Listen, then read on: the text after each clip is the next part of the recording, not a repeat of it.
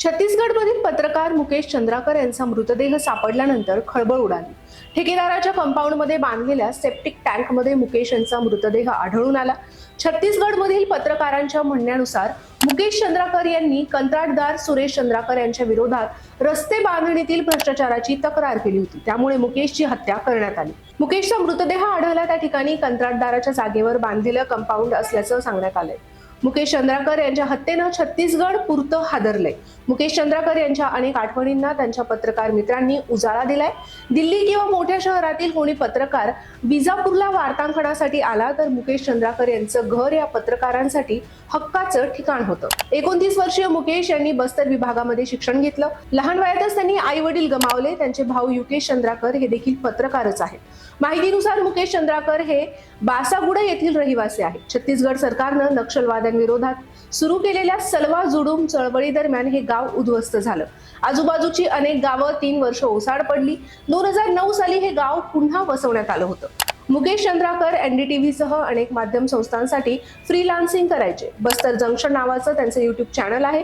त्यांना जवळपास 10 वर्ष पत्रकारितेचा अनुभव होता। ते नक्षलग्रस्त दुर्गम भागामध्ये जाऊन दंड करण्याची कहाणी सांगायचे। एवढंच नाही तर पोलिसांनी नक्षलवाद्यांपर्यंत एखादा निरोप पोहोचवायचा असेल तर मुकेश हे त्यांच्यातला दुवा व्हायचे। मुकेश चंद्राकर यांनी ठेकेदारांचा भ्रष्टाचार उघड पाडला होता।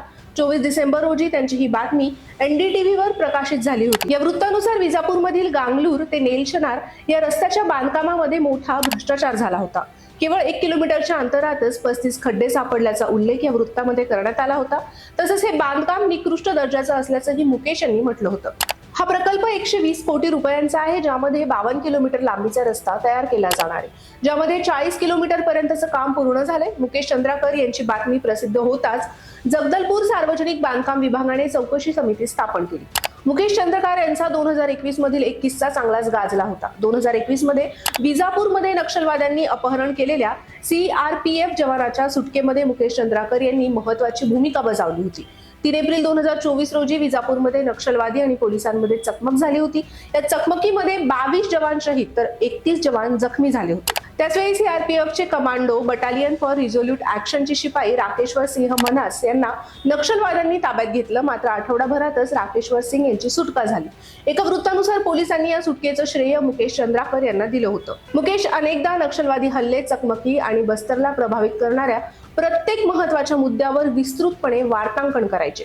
मुकेश चंद्राकर यांच्या मृत्यू प्रकरणी आतापर्यंत 3घांना अटक करण्यात आली आहे। यामध्ये आरोपी ठेकेदार सुरेश चंद्राकर यांच्या 2 सख्या भावांचा समावेश आहे। दिनेश चंद्राकर आणि रितेश चंद्राकर यांच्या 2 सख्या भावांची नावं आहेत। प्रेस क्लब ऑफ इंडियाने या घटनेचा निषेध केला असून पत्रकारांच्या सुरक्षेसाठी कायदा करण्याची मागणी केलेली आहे। मुकेशला न्याय मिळावा या मागणीसाठी विजापूर आणि रायपूरमध्ये पत्रकार निदर्शनं करतायत।